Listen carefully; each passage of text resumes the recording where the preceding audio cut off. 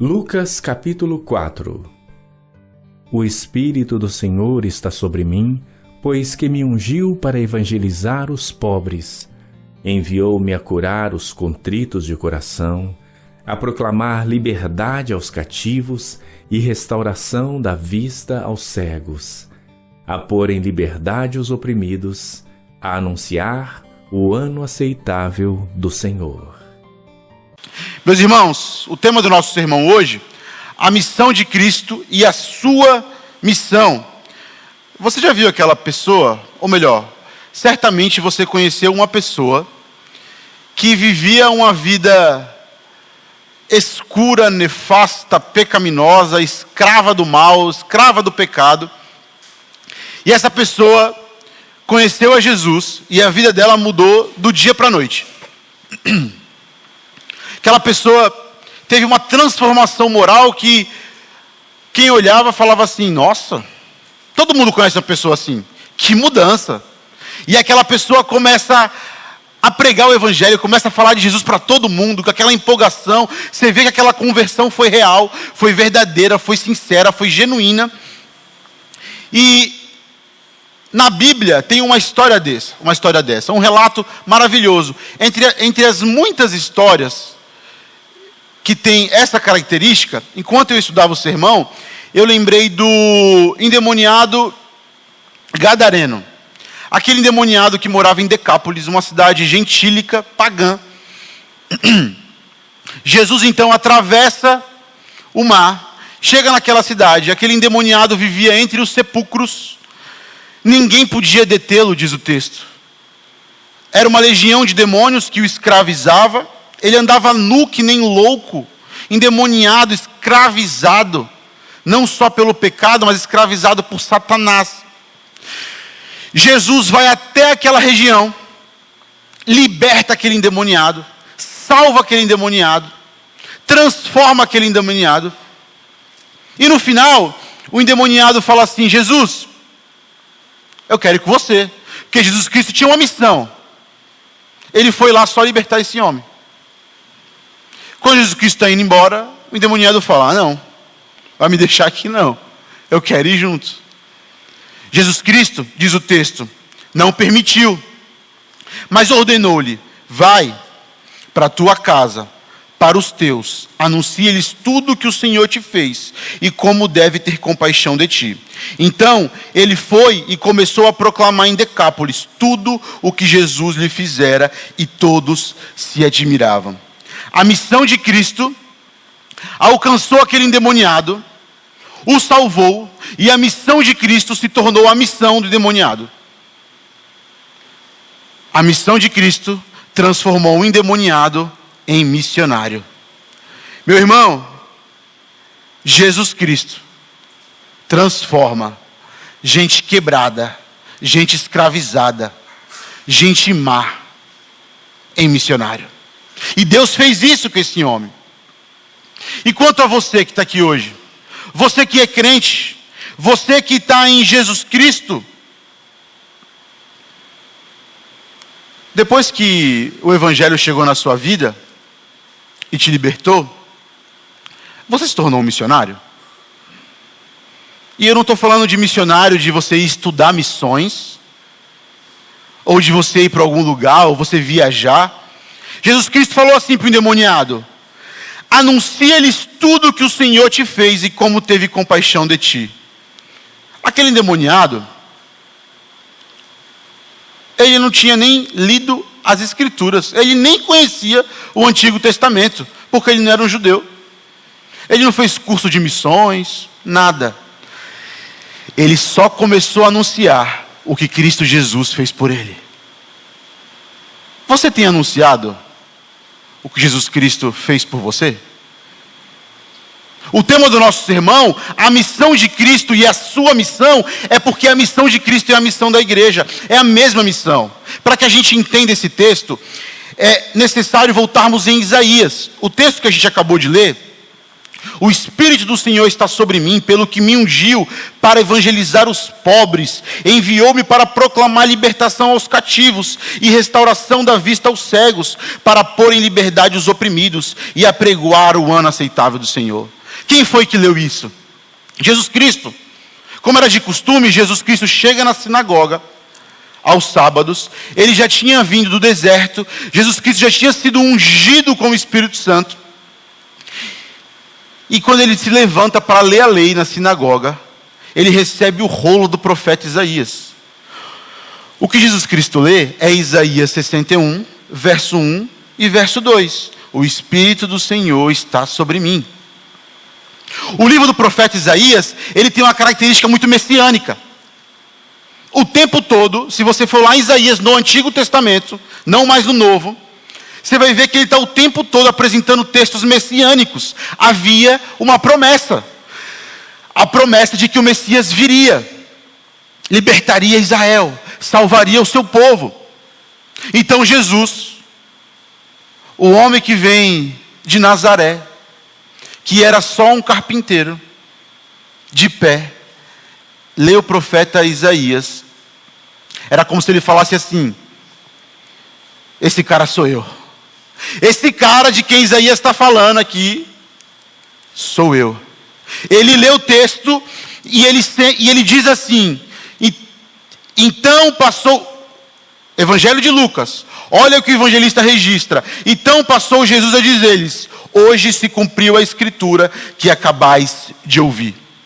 Jesus Cristo inaugura e publica o manifesto do seu ministério, da sua missão. Esse texto que nós acabamos de ler, e nós vamos ler de novo, não para que fique repetitivo, mas para que fixe no nosso coração. É um manifesto inaugural do ministério de Jesus, que conta a missão de Jesus e, por consequência, a missão da igreja. Vamos todos ler juntos mais uma vez, verso 18? 1, 2, 3.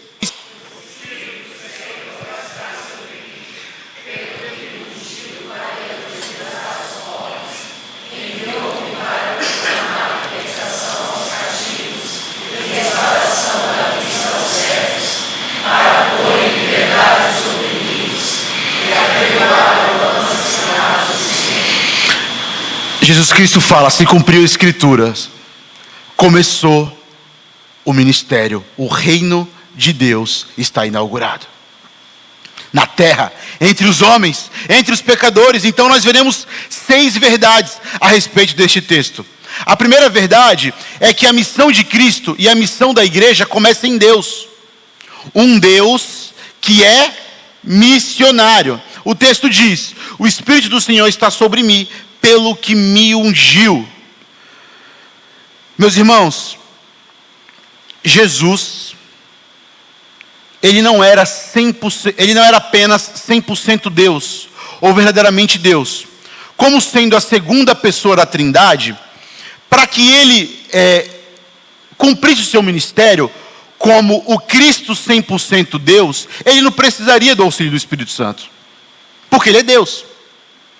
Contudo, ele não era apenas o Cristo verdadeiramente Deus, ele também era o Cristo verdadeiramente homem. Isso aqui é a doutrina da união hipostática, no mesmo corpo, verdadeiramente homem, verdadeiramente Deus. Então, o Cristo, o Deus encarnado, precisava do Espírito Santo para cumprir seu ministério. Então, a obra que começa em Deus, um Deus missionário, Deus derrama do seu Espírito em Jesus. Ele é capacitado. Meus irmãos, faz de conta que vocês não estão ouvindo nada. Olha que interessante. O Cristo, Deus encarnado, é comissionado, é enviado. Deus missionário começa a missão, derrama do Espírito para que Jesus coloque em prática aquilo que nós acabamos de ler. O Espírito está sobre mim, pelo que me ungiu para evangelizar os pobres. O texto continua. O ponto é: você sabia que esse mesmo Espírito, ele não apenas é derramado em Jesus, ele também é derramado na igreja? Você tem noção disso? Que o mesmo Espírito Santo, a terceira pessoa da Trindade, que foi derramada no Cristo, no Deus encarnado, é o Espírito que é derramado em nós. Você tem noção do tamanho do privilégio? O Espírito que capacita Jesus para a missão é o Espírito que capacita você para a missão. E aí, se você está aqui hoje, você não é crente, não tem um compromisso com Jesus, você está se abstendo desse privilégio. O privilégio de ser batizado com o Espírito Santo. E batismo com o Espírito Santo não é falar em línguas. Esse é um falso ensino. Batismo com o Espírito Santo é conversão, é a circuncisão do coração, é o arrependimento, é quando a pessoa é salva. Se você está aqui hoje e você não é crente, você não desfrutou desse privilégio. Se quiser desfrutar, creia em Cristo, se arrependa dos seus pecados, e você vai ser selado com o Espírito Santo. E perceba que o Cristo que é ungido, ao terminar o seu ministério, ressuscita, ele diz assim, olha o texto, disse-lhe, pois, Jesus outra vez, paz seja convosco. Esse é o encontro com os discípulos após a ressurreição, e ele fala assim, assim como o Pai me enviou, eu também vos...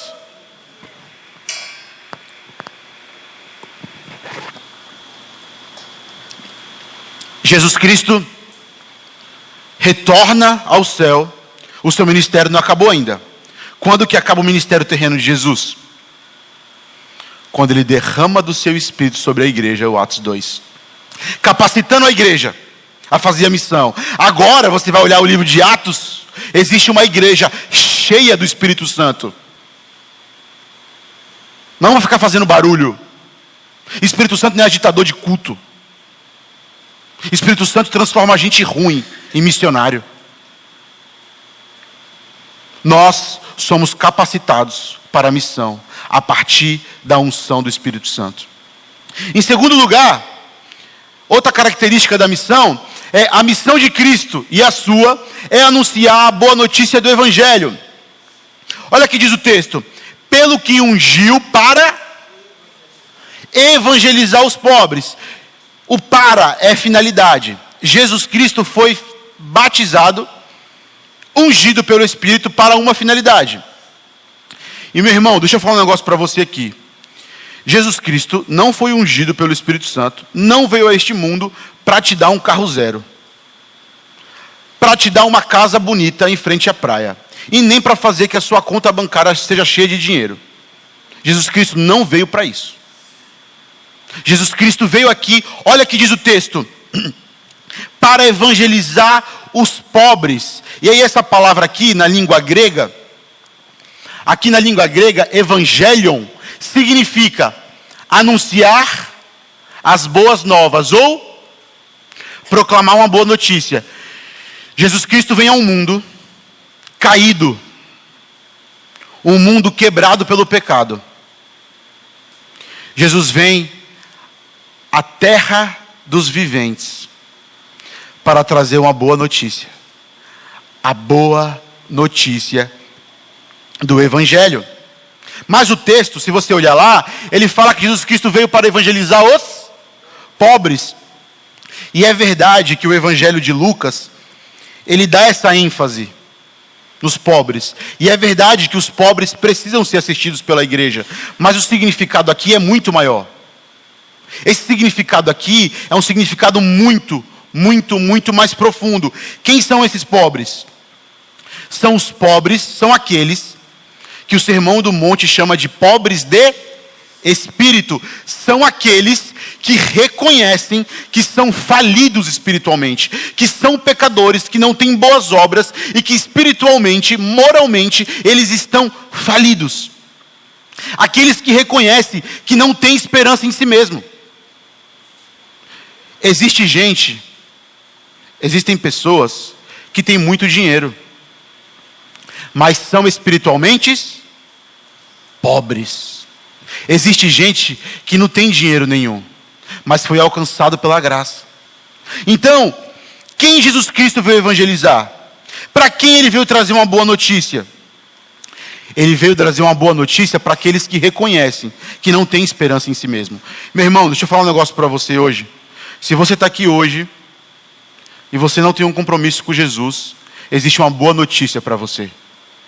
A má notícia é que você não pode se salvar.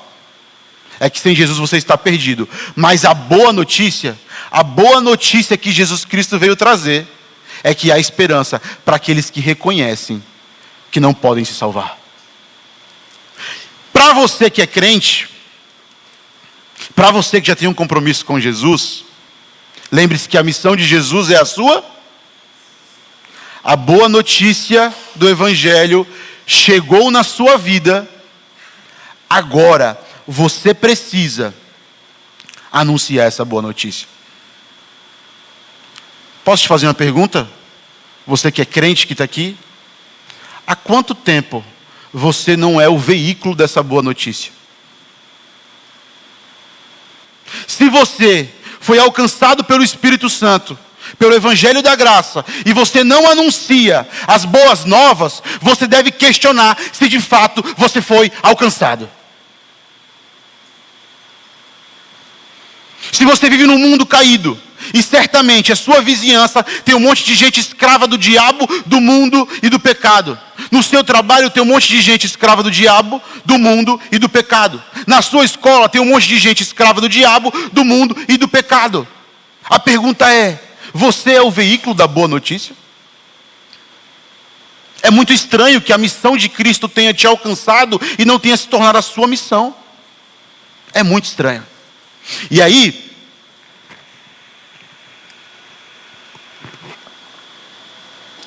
hoje de manhã, enquanto eu pregava, eu lembrei de uma história da minha mãe. Já contei essa história aqui, mas eu vou contar de novo.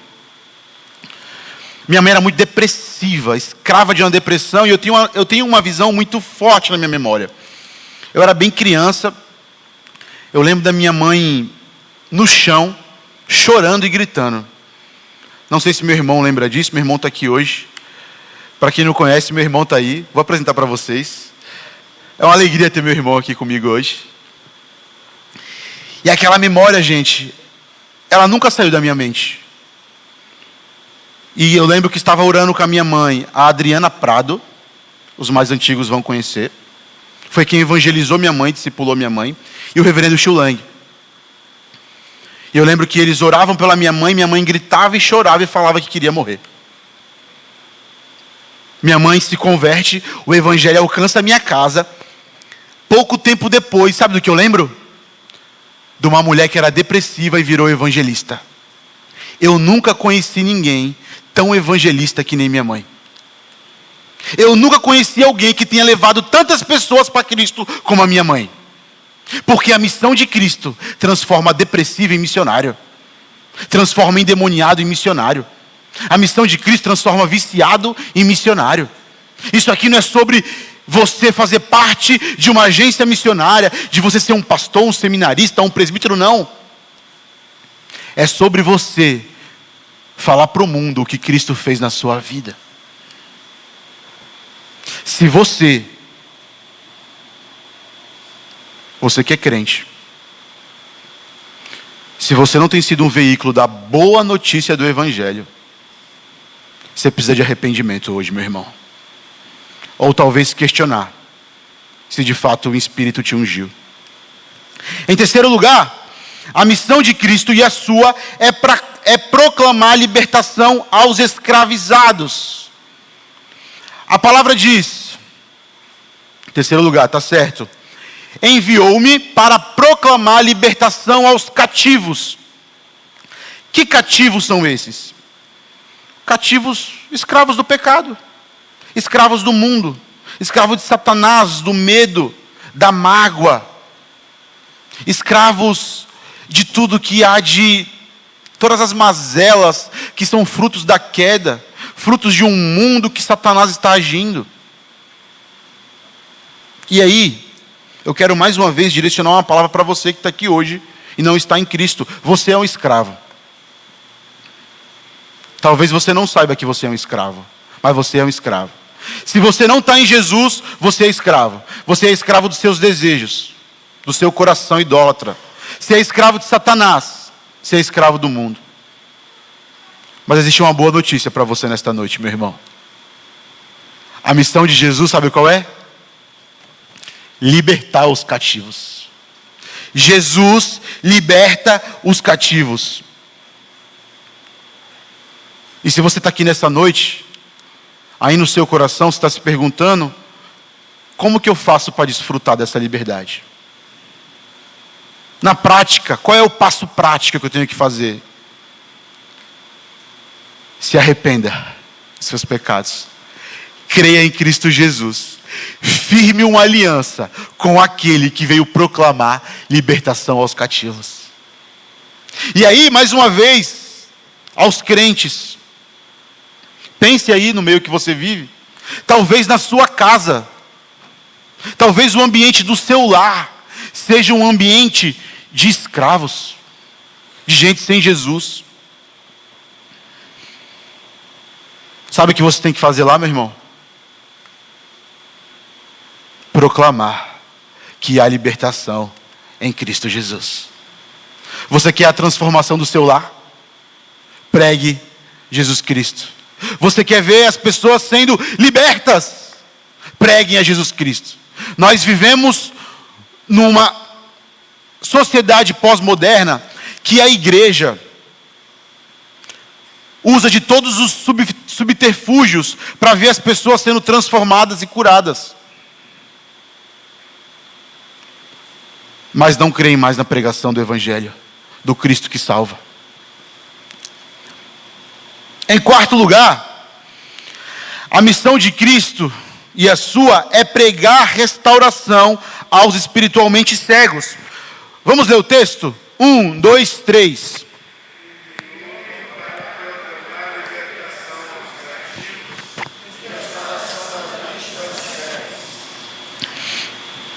Obviamente, os cegos aqui envolve também aqueles que eram de fato cegos, tá? Fisicamente. Contudo, a aplicação do texto, o significado maior, é em relação aos cegos que são espiritualmente cegos. E aí, eu quero que você tenha em mente que todo homem sem Jesus, ele é alguém espiritualmente cego. Vou repetir. Todo homem sem Jesus, todo ser humano que vive sem Jesus, ele é um espiritualmente cego. Ele vive nas trevas, ele vive na escuridão. Você, antes de ser alcançado por Cristo, você vivia nas trevas. Vivia como um cego espiritual, discernindo as coisas de maneira carnal. Você, como diz o apóstolo Paulo, era obscuro em seu próprio entendimento. A ideia aqui são de pessoas que vivem enxergando apenas escuridão. E se Jesus Cristo alcançou você, e eu gosto do texto de João 1,9, que diz: Ele é a luz que ilumina todo homem. Quando o homem caído vive em trevas, a única esperança para ele é Jesus Cristo. Quando estávamos perdidos em nossos pecados e delitos, brilhou uma luz em nossas trevas. E essa luz se chama Cristo Jesus. Ele tirou a escuridão dos nossos olhos. Ele derrubou as escamas dos nossos olhos. Ele nos fez ver a graça. Ele nos fez ver a salvação. Ele nos fez ver o nosso estado pecaminoso, desesperado. Ele brilhou em nossa escuridão. A pergunta que eu faço para você nesta noite, você que é crente: quantas pessoas estão vivendo à sua volta, estão em trevas? Pessoas que são espiritualmente cegas. E você tem uma luz aí para proclamar. Por que você não proclama? Por que você não proclama? Tem gente que as pessoas que rodeiam ela nem sabem que elas são crentes. E aí a conversão é colocada em xeque. Porque é natural que aquele que estava em trevas, e Jesus Cristo, a luz, brilhou em suas trevas, é natural que esta pessoa queira falar dessa luz para todo mundo. Por que você não anuncia a luz que brilha nas trevas? Por que você não tem sido um instrumento de Deus para que o cego possa ver? E eu não estou falando do cego físico, eu estou falando do cego espiritual. Pense nisso nesta noite. E quanto a você que não está em Cristo, que não está rendido a Jesus, você que não tem um compromisso com o Senhor Jesus, você está em trevas. A sua vida é uma escuridão insuportável. Mas eu tenho uma boa notícia para você nesta noite. Jesus é a luz que brilha em nossas trevas. Creia em Cristo, renda-se a Ele, no nome de Jesus. Em quinto e penúltimo lugar, a missão de Cristo e a sua implica, ou seja, é também se envolver com os oprimidos que sofrem. Vamos ler mais uma vez no verso 18, 1, 2, 3.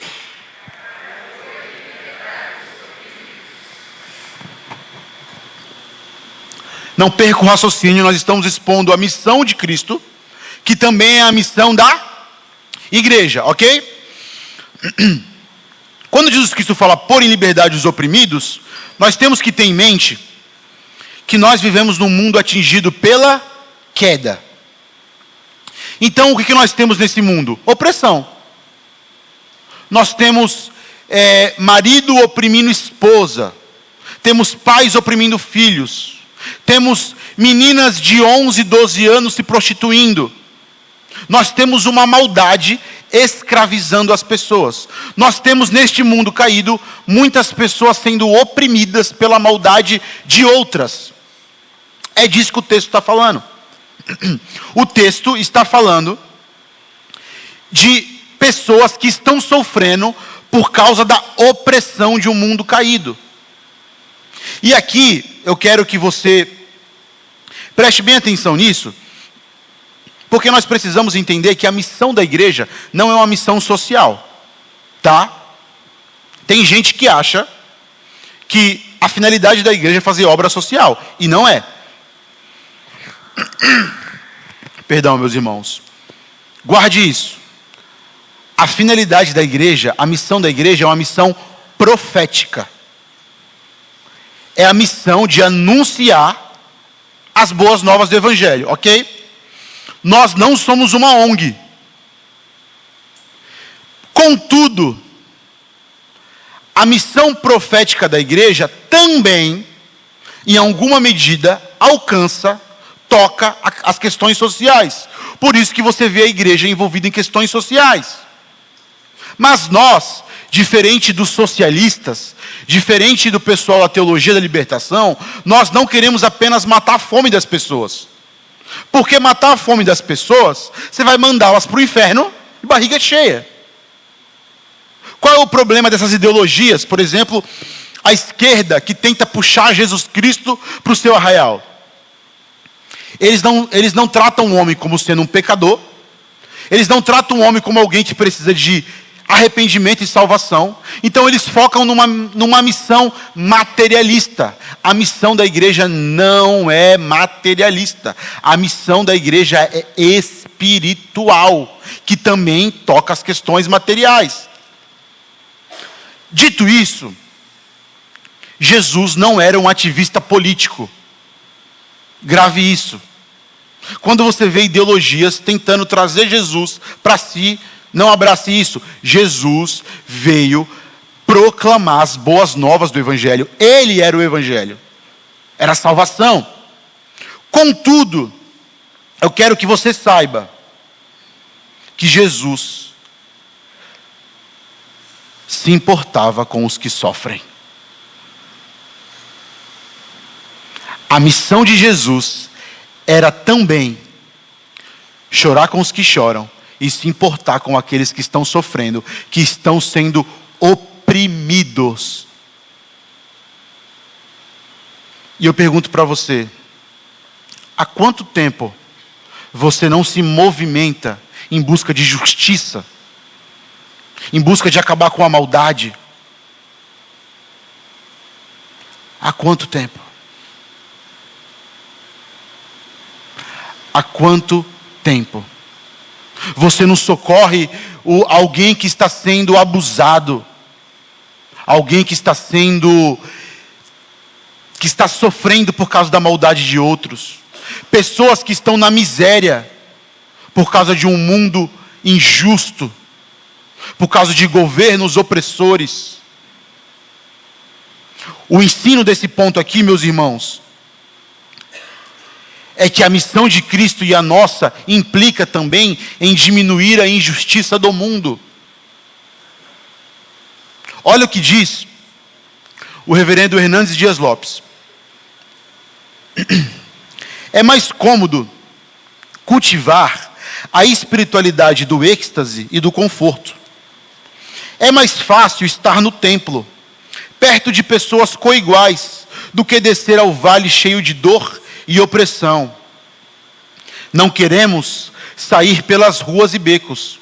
Não queremos entrar nos hospitais e cruzar os corredores entupidos de gente como esperança morta.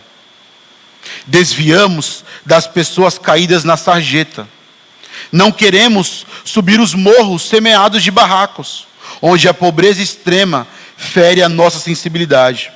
Não queremos visitar as prisões insalubres, nem pôr os pés nos guetos encharcados de violência.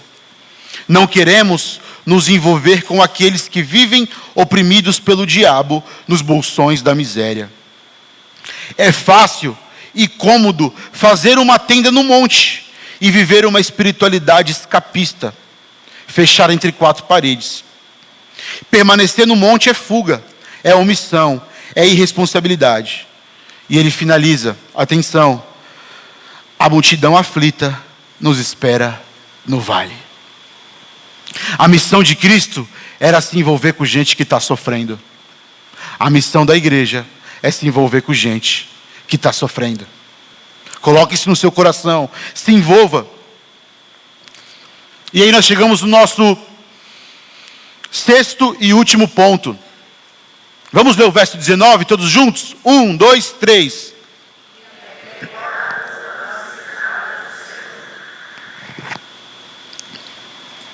O sexto ponto é: a missão de Cristo e a sua é anunciar o perdão da dívida dos pecadores.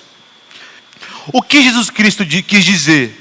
Que na missão dele, e consequentemente na missão da igreja, existia o apregoar o ano aceitável do Senhor.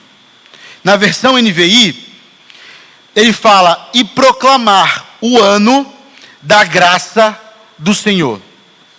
O que seria isso? No Antigo Testamento, lá em Levítico 25, você vai ver que existia no Antigo Testamento algo chamado o ano do jubileu. O que era o ano do jubileu? Ele acontecia a cada 50 anos. No ano do jubileu, aqueles que tinham dívidas impagáveis, aqueles que por causa das dívidas que tinham se tornaram escravos, aqueles que tinham perdido suas terras por causa de dívidas, eles recebiam perdão.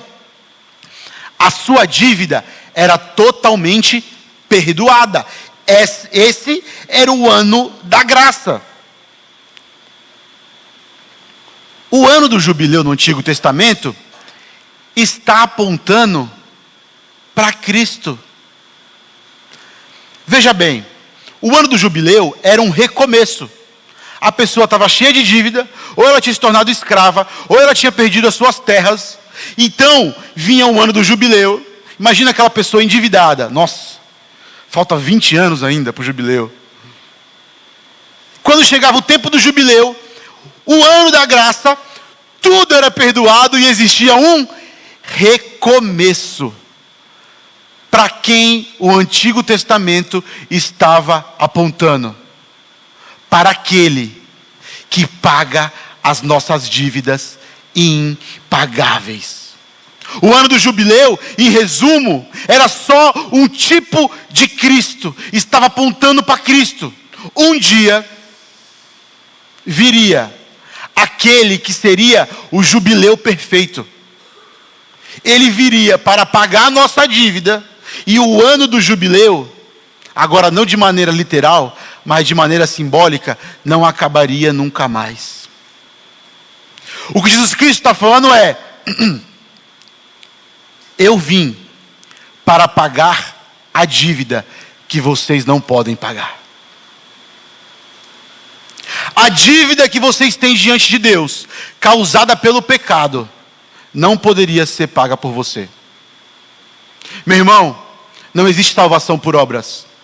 Você pode se envolver em obra social, ajudar os pobres, as viúvas, ser um bom marido, uma boa esposa, pagar os seus impostos. Você pode querer fazer tudo certinho. Você vai para o inferno fazendo tudo certinho. Porque se você tropeçou numa vírgula da lei, você tropeçou na lei toda. Agora você é réu. Agora você tem uma dívida diante da santidade de Deus. É uma questão jurídica. E você não pode pagar essa dívida. Mas existe alguém que pode pagar a dívida por você. E ele paga essa dívida com a própria vida. O ano aceitável do Senhor é, a partir de agora, o pecado de vocês está perdoado. E interessante, o que Cristo diz na cruz do Calvário, depois que ele vê que a obra está consumada. Ele fala, na língua grega, tetelestai, está consumado. Uma tradução que ao meu ver seria melhor, seria, está tudo totalmente pago. O apóstolo Paulo fala aos Colossenses, ele diz que Jesus Cristo pegou a escrita de dívida que era contra nós e a cravou na cruz. Nenhuma condenação há para os que estão em Cristo Jesus. A dívida que você não podia pagar, Jesus Cristo pagou no seu lugar.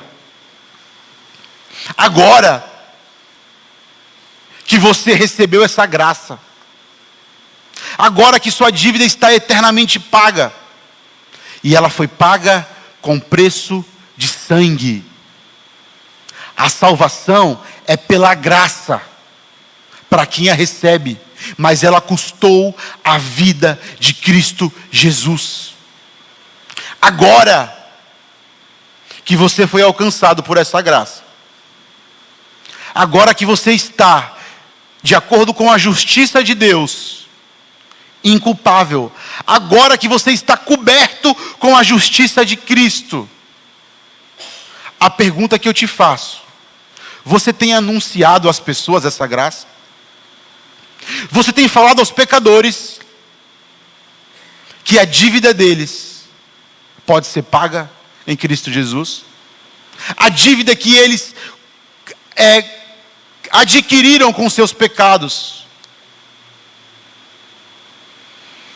aquilo que eles causaram de mal, a santidade de Deus foi ferida por eles, e eles estão perdidos, os pecadores estão perdidos. Você tem sido um instrumento de Deus para dizer a eles que há esperança? E hoje pela manhã eu expliquei sobre evangelismo. As pessoas acham que o evangelismo é uma coisa romantizada. Eu morei, gente, em base missionária. Fiz tanto evangelismo na vida, na Jocum. Era evangelismo de manhã, de tarde, de noite. Meu Deus.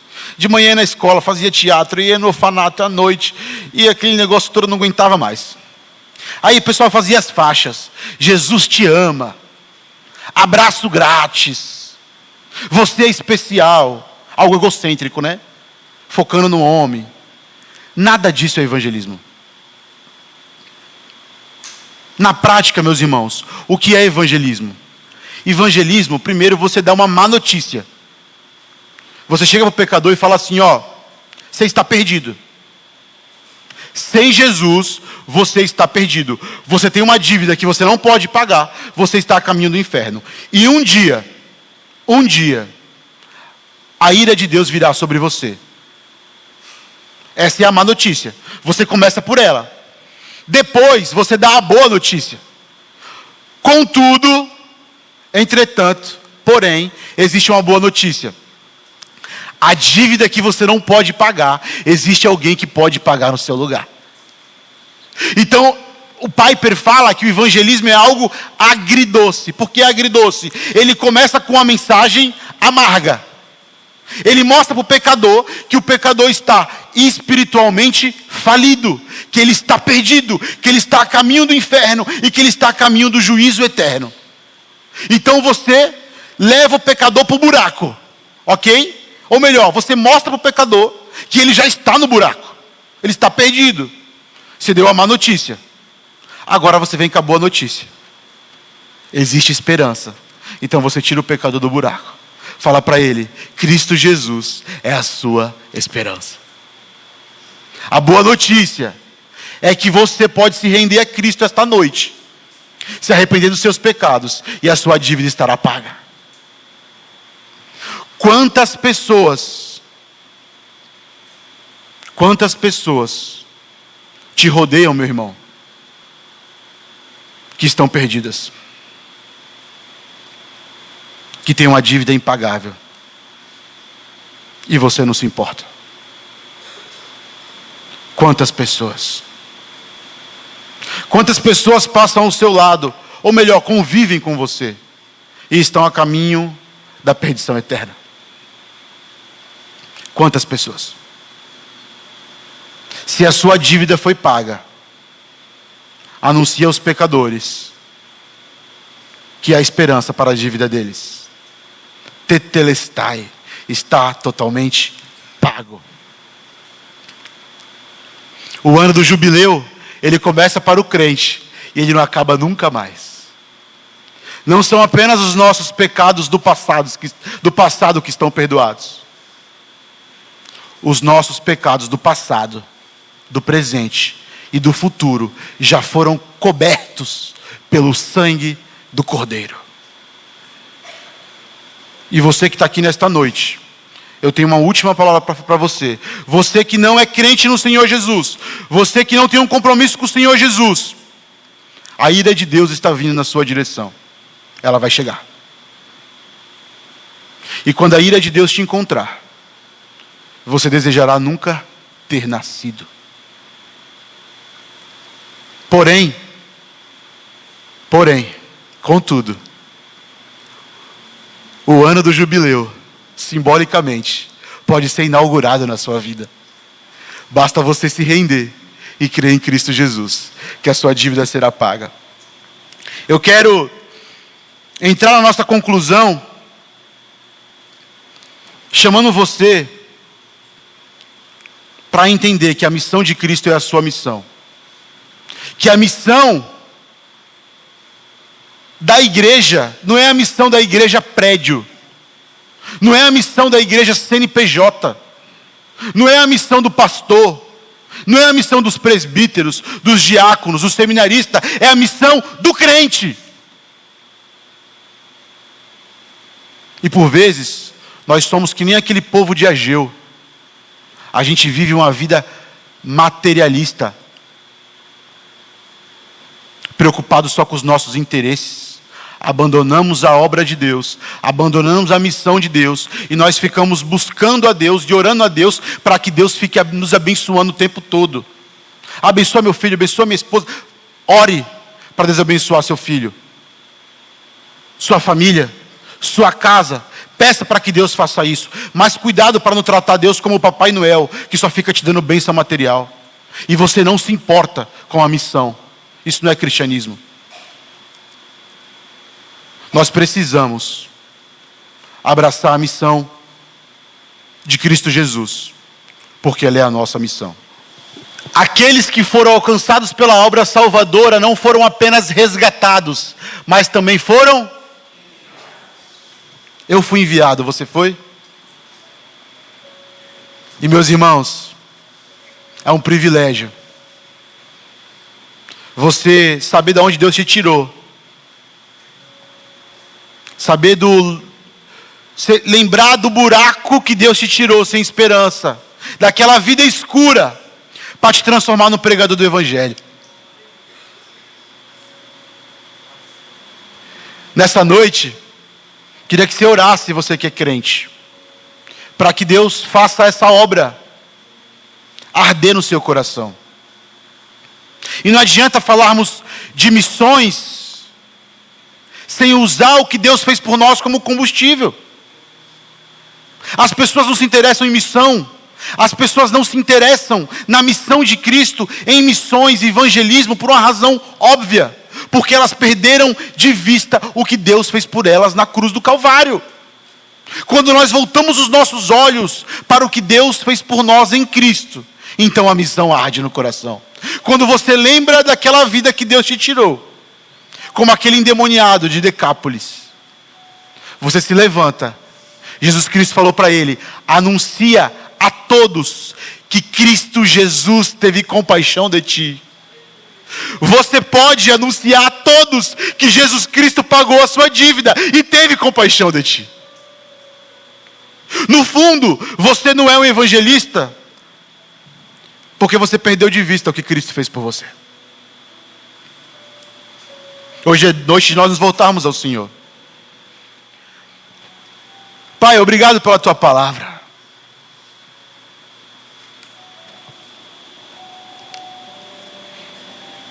Obrigado porque o Senhor nos tirou das trevas, o Senhor nos resgatou do império das trevas, e o Senhor nos transportou para o reino do teu Filho amado. Obrigado, Deus, porque o ano do jubileu chegou na nossa vida, e ele é eterno. Nós somos justificados, pois, pela graça, pela fé em Cristo Jesus. Naquele grande dia, Pai, por causa de Cristo Jesus, teu Filho, nós seremos achados inculpáveis. Não haverá acusação contra nós, porque os nossos pecados foram colocados em Cristo Jesus, e este tomou o cálice da ira em nosso lugar. Nesta noite nós somos santos, porque o Senhor é santo.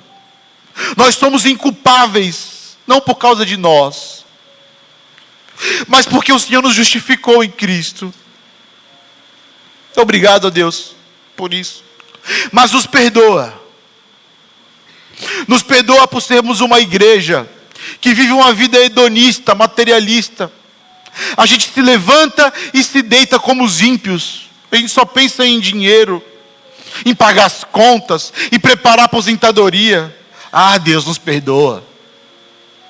Pois o Senhor, o Deus criador dos céus e da terra, o alfa e o ômega, aquele que é o início e o fim, o Deus todo-poderoso, nos deu o privilégio de participarmos da missão do Missio Dei, e nós a ignoramos. Nos perdoa, Pai, e aquece no nosso coração mais uma vez, assim como no primeiro amor, ó Pai. Aquece o nosso coração, para que saiamos daqui nesta noite missionários, pregadores do Evangelho da graça, aqueles que apregam, ó Deus, o ano da graça. Vocaciona o teu povo, capacita o teu povo, derrama do teu Espírito sobre aqueles que estão aqui hoje e não têm um compromisso contigo, ó Pai, contigo. Os ímpios que estão aqui hoje, batiza com o Espírito Santo, Pai. Salva, arrebanha para a tua missão, ó Pai. Como o Senhor fez no passado, como o Senhor continua fazendo, faz entre nós. Transforma cativos em missionários, para o louvor da tua glória, Pai, em nome de Cristo Jesus. Amém.